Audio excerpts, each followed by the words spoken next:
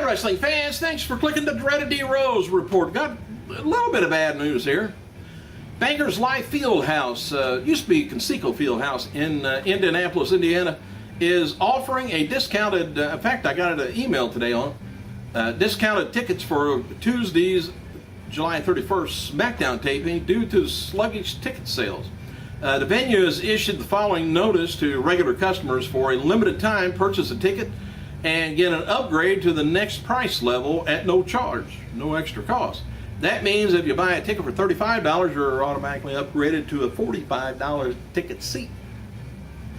And since last fall, I guess, multiple SmackDown events have drawn important ticket sales, primarily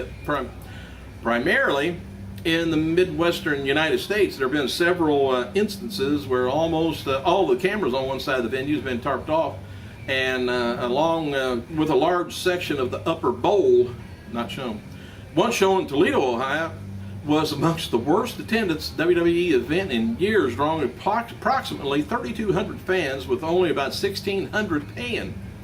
Raw superstars Cena and Triple H, they were added to several shows this summer to elevate the disappearance of the top SmackDown stars like Orton. You know, people have been on suspension or injured. Both Cena and Triple H are advertised to make special guest appearances in Indy, as also marked as SmackDown return of Orton.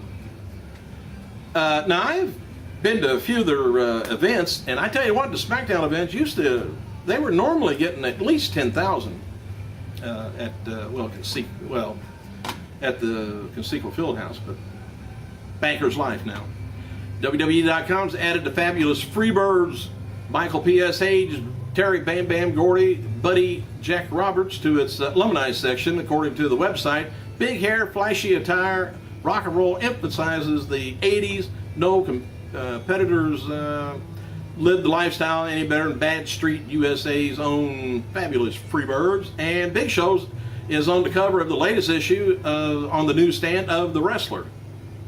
And according to PWI Insider, Dwayne "The Rock" Johnson is rumored to be contemplating competing in a match or two before WrestleMania 29 on April 7th, MetLife Stadium, East Rutherford. Johnson returns to Raw on this Monday's show, next Monday. Historic 1000th show, and the last time the most electrifying man in sports entertainment appeared on the program was more than 3 months ago, the night after he defeated John Cena at WrestleMania 28. He vowed to become WWE champion again. And I was thinking somehow maybe he gets Cena to put the Money in the Bank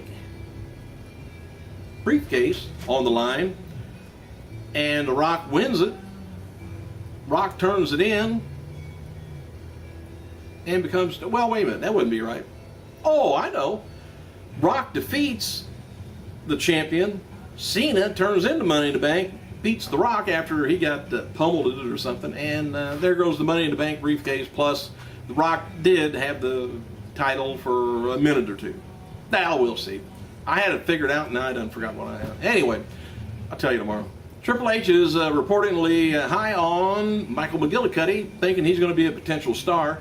And there's still no word on whether or not Steve Austin will be appearing on the 1000th show. Sources say that if Austin can get away from filming, he's filming Grown Ups too. He may appear on Raw, but then when the date was first announced and brought up to him, I guess there was a conflict at that time. So we'll see. All of the divas in WWE Developmental, the ones getting strong reviews, are Raquel Diaz or Saul Guerrero, Paige, which is Brittany Knight, and Sofia Cortez, which is Avilés Velez. Paige and Sofia, I guess, are better than most of the divas on the main roster, given Paige's age and in-ring ability, and the feeling is she's going to be a potential star in the works for WWE's women's division on down the line. And regarding Diaz, the feeling is she's has great charisma, potential to be one of the best female talkers, but she needs some in-ring work to go. WWE's Triple H, Pat Patterson, Terry Taylor, Dean Malenko, among others, has been at a recent NXT taping down south in Florida, scouting out the new talent and help teach. Everything is being kept quiet regarding The Undertaker's return, but there's still speculation he's going to be returning Monday night for the 1000th show. WWE website is teasing that The Rock may get involved in a WWE title match between Punk and Cena on the 1000th show. They're speculating that the Big Apple, Vince McMahon, has been waiting to take place at the end of the 1000th Raw episode, and WWE is reportedly working on something big for the summer, something similar to the Nexus and, let's say, CM Punk's angles that they did 2 years ago. So something's supposed to go on maybe maybe Vince will get killed again. You know, he likes that kind of stuff. Now, Karma, she's under the 90-day non-compete clause after being let go by WWE. Nobody knows when she got let go. Within WWE, recruiting is now highest priority, and it's been since about a decade ago when WWE originally had strong class in Ohio Valley Wrestling. Gerald Briscoe and Canyon Salmon, a recent Triple H hire, were recruiting talent this past week at Olympic Training Center, Colorado Springs, and they were significantly looking at wrestlers, heavy weightlifters, and track athletes. Briscoe high on bobsled racers, although he thought that they had a great look and who loved wrestling. They got to look for those guys too. Racers is the Punisher for the bobsled team, and may want to wait until after the 2014 Olympics. Don't want to take their talent away. WWE legend Jimmy Snuka, he's going to be releasing a book in December 1st. Looks like it's called Superfly, the Jimmy Snuka story, believe it or not.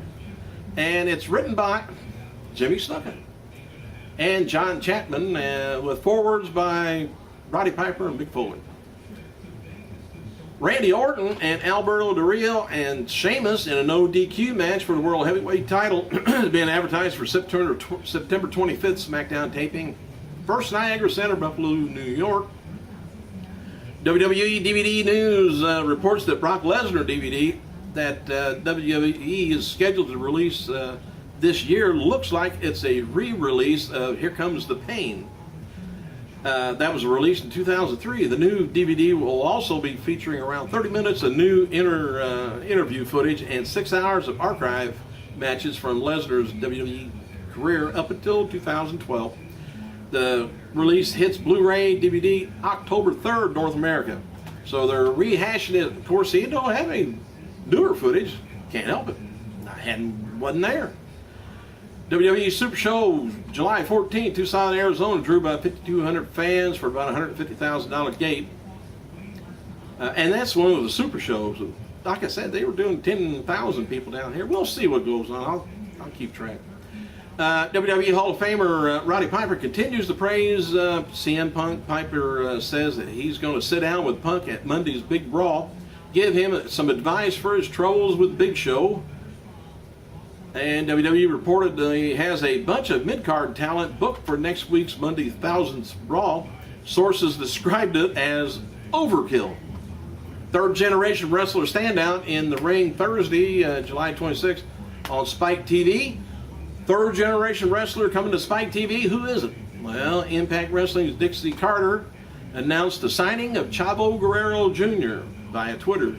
He will make his Impact debut Thursday, July 26th, Spike TV. If you don't have Dish TV, at least you can watch it. This signing may mean that two members of the legendary Guerrero family are part of the TNA family. Now, Chavo is a nephew of TNA commentator Hector Guerrero. Yep, he's still there. And hailing from one of the most storied and successful families, pro wrestling, Guerrero family has racked up more championship titles, accolades, more than anyone. Now, he's the son of Chavo Guerrero Sr. And the grandfather and patriarch of the Guerrero family, the great late Gory Guerrero.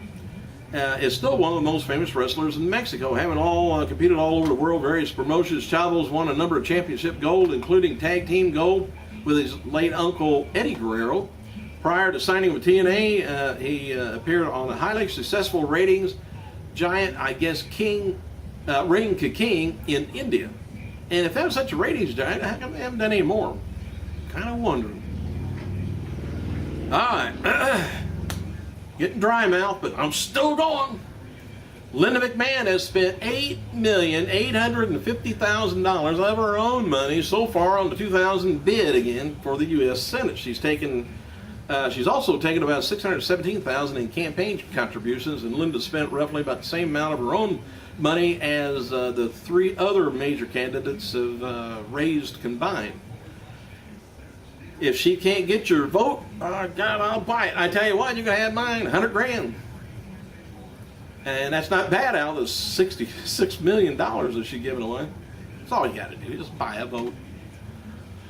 Okay, XXLMag.com has picked up Batista directing a music video for rapper Action Bronson this week in Los Angeles. Batista suggested the two do a fight scene in the video, and there's going to be filming this week.